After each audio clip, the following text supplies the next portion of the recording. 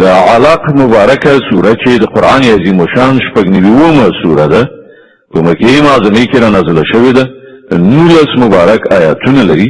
تلاوت او پښتو ترجمه یې له لومړي آیت څخه اورئ بسم الله الرحمن الرحیم د الله په نوم چې ډېر زیات مهربان پوره رحم لرونکی دی اقرأ باسم ربك الذي خلق ولولا ای پیغمبره د خپل پروردګار په نوم چې هغه ټول مخلوق پیدا کړ خلق الإنسان من علق د کلکې شوي وینې له یوې ټوټې څخه انسان هست کړ اقرأ وربك الأكرم الذي علم بالقلم علم الإنسان ما لم يعلم ولولا ستا پروردګار ډېر کریم دی چې هغه د قلم په مرسته انسان ته علم وښود انسان ته هغه علم ورکړ چې هغه پرې نه پوهېد كلا إن الإنسان ليطغى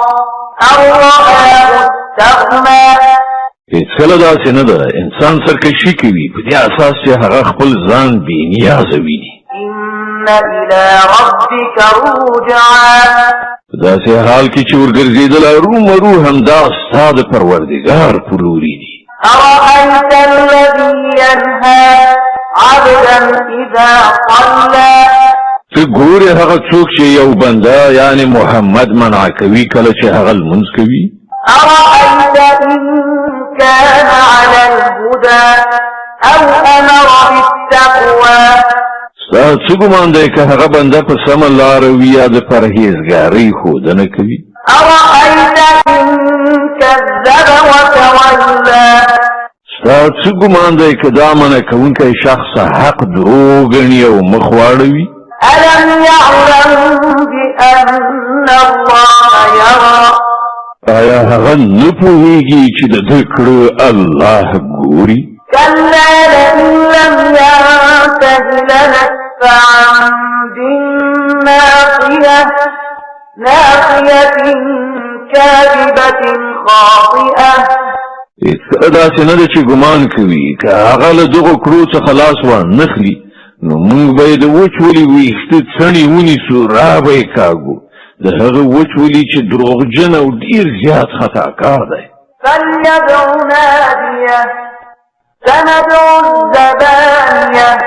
پرېږده هغه د خپلې ملاتړ کوونکې ډلې ته بلنه ورکړي موږ به هم د عذاب پرښتې راوغواړو د علق د مبارکې سورې د 19 او آخرني آیت تلاوت او پښتو ترجمه اورئ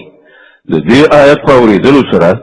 یوه د تلاوت سجده واجبه کیږي كلا لا تطعه واسجد واقترب